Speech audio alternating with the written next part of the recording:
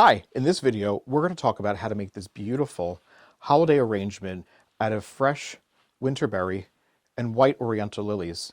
The fragrance is unimaginable. If you love white lilies, this is definitely for you. So stay with me.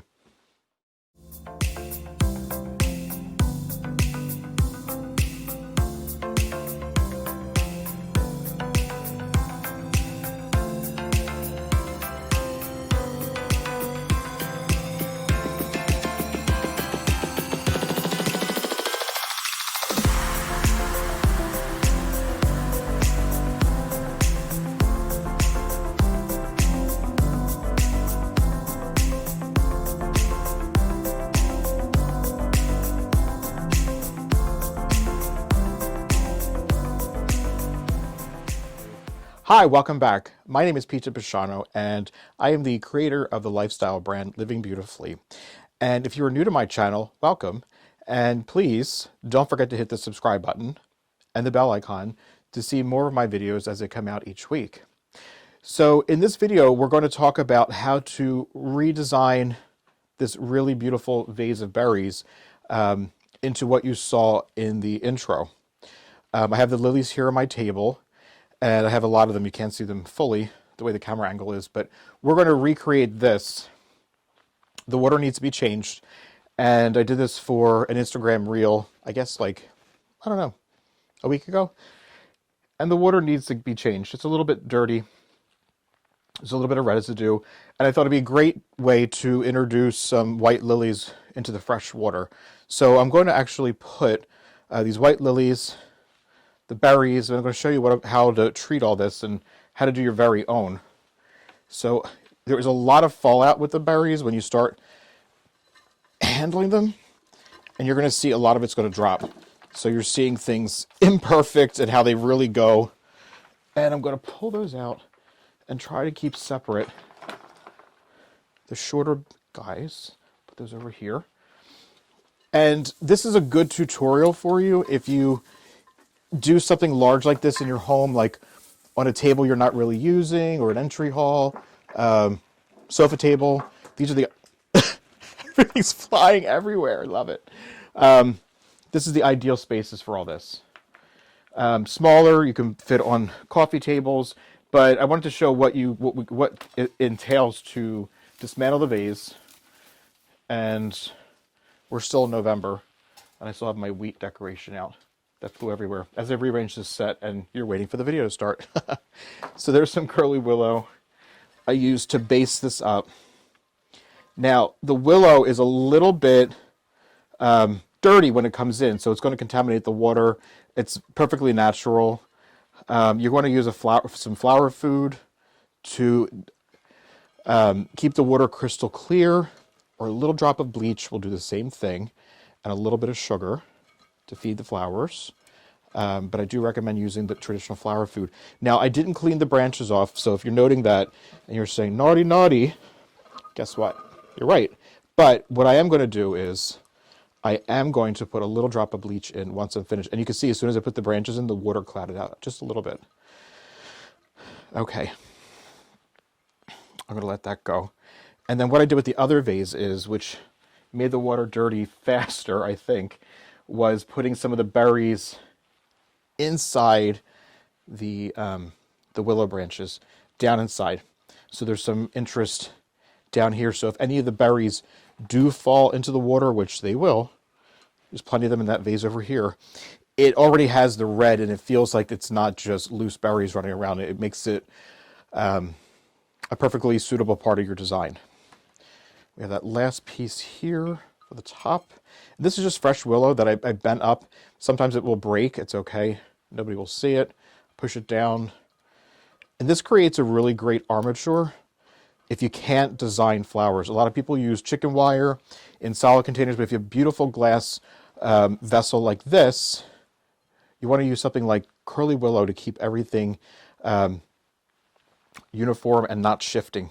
So I'm going to go back, and like any good cut flower arrangement, you want to go back in and you want to recut your branches or your flowers at least weekly. a big arrangement like this you could do weekly. Now, these berries last a while when they're in water and they have a fresh cut and they're looked after. They're not a lot of maintenance. So if you do use them in your house, you know, you can use something that's more solid, that if you don't get a chance to clean the water and it looks gunky and you're afraid that, you know, people will come to your house and talk about you because you have dirty water, they will. You want to get a solid container so you're not really that concerned over it. I happen to like this clear glass vase, and that's what we're using. So you can see I'm starting in a set of 3, and then I'm going to come out this way. And what I'm doing is I'm finding the girth of the arrangement, the outlying branches. Yeah, branches are flying everywhere as I'm cutting them. So you can see this is out a little bit further than this one. I'm not really going to worry about that. A branch arrangement is meant to be wild. I do want some uniformity, but I don't want it to be too perfect. You lose the interest in the beauty of these beautiful ilex berries or winterberry. Okay. And as I'm cutting these, I'm taking off at least a ½ inch. Got berry schmutz on me.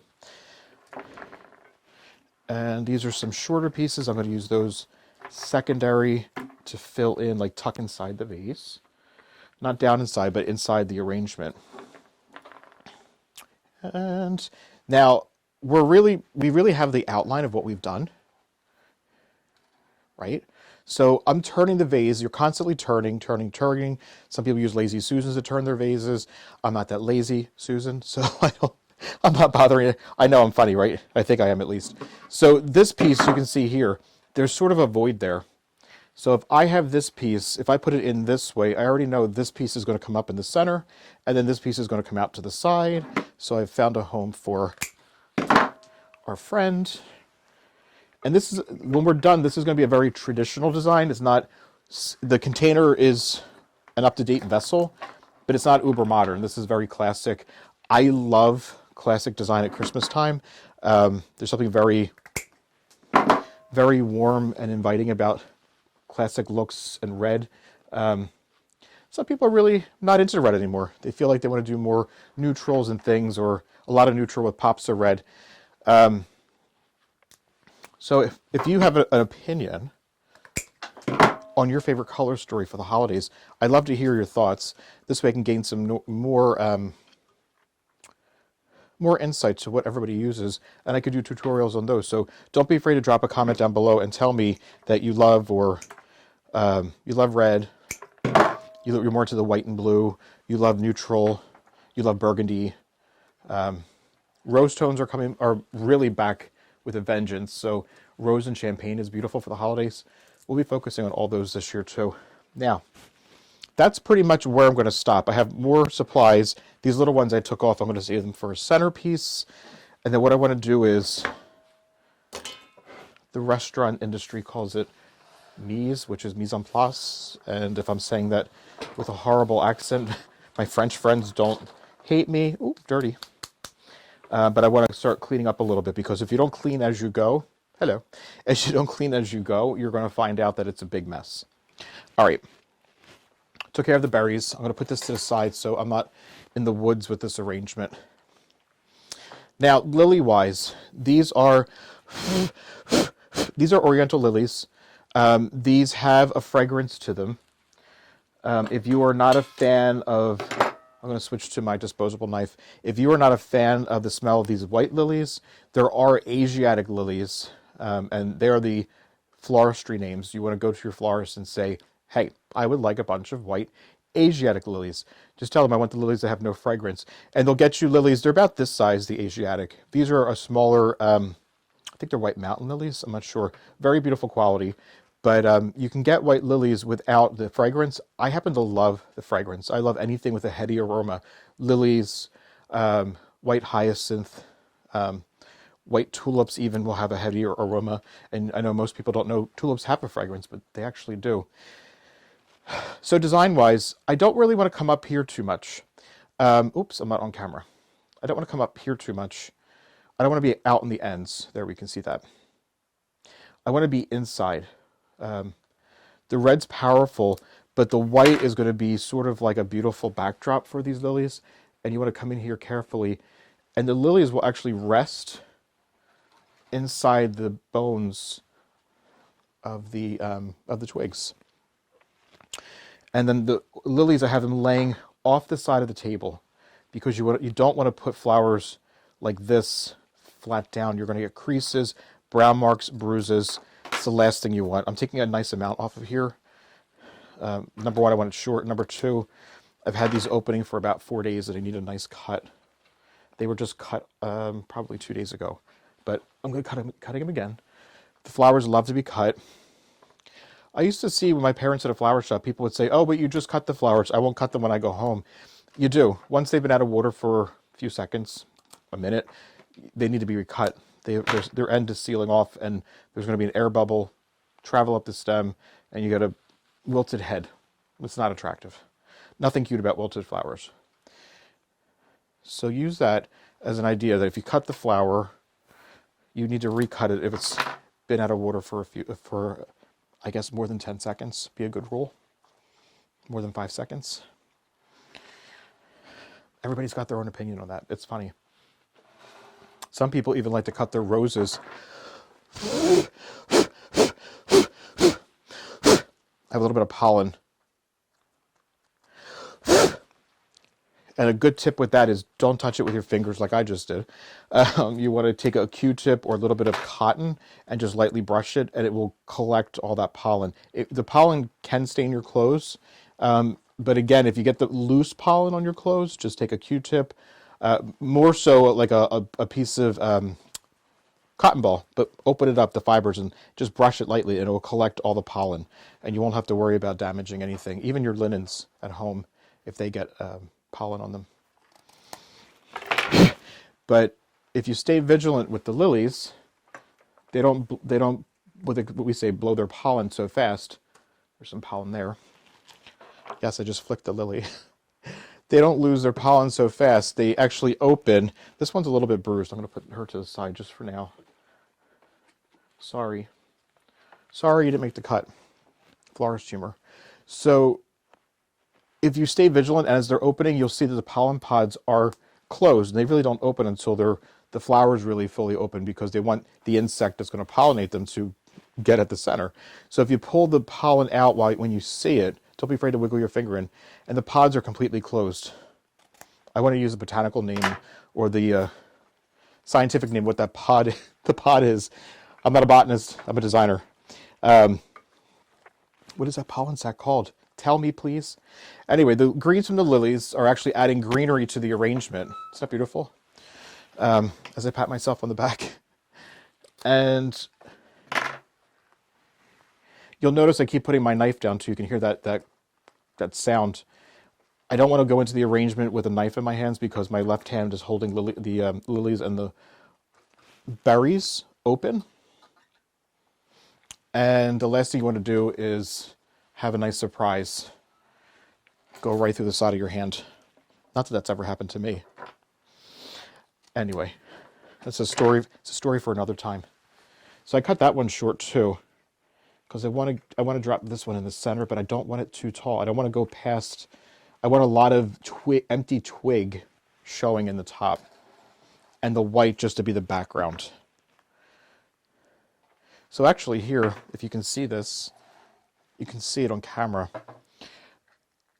I'm just going to pull these petals open just gently, and you can see the pollen pods. They're completely closed. They're not leaving any orange residue. And there you go. And your flower will last longer because they've had the pollen removed. So I'm told. I don't know if it's just hearsay in the floral industry, but always remove them. If you don't remove them, honestly, they will shed that pollen everywhere, so it's a good idea. So let's put this, and my knife went to the floor. Excuse me. Okay.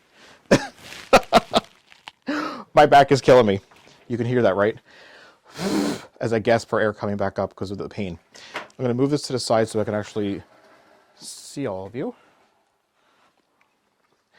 And there it is. It's really a very, very casual arrangement. It's not anything overly elaborate. It's just, you know, when you put the curly willow in the bottom of the container, you really look at it and you're thinking it's not very formal. The container's formal.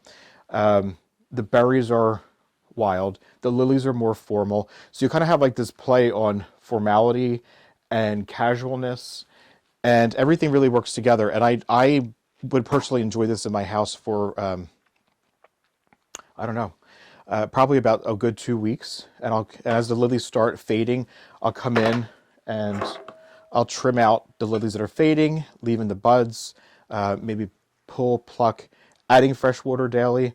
Something like this with the winterberry, if your house is not overly warm, if you're not living like in an oven, if you're living in temperate temperature, winterberry will last, gosh, a good 2 weeks at the very least.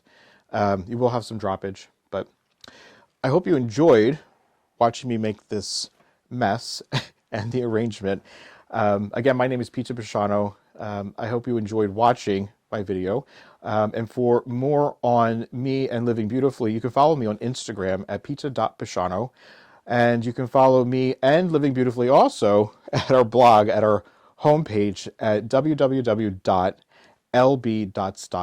Thank you so much for watching, and happy holidays.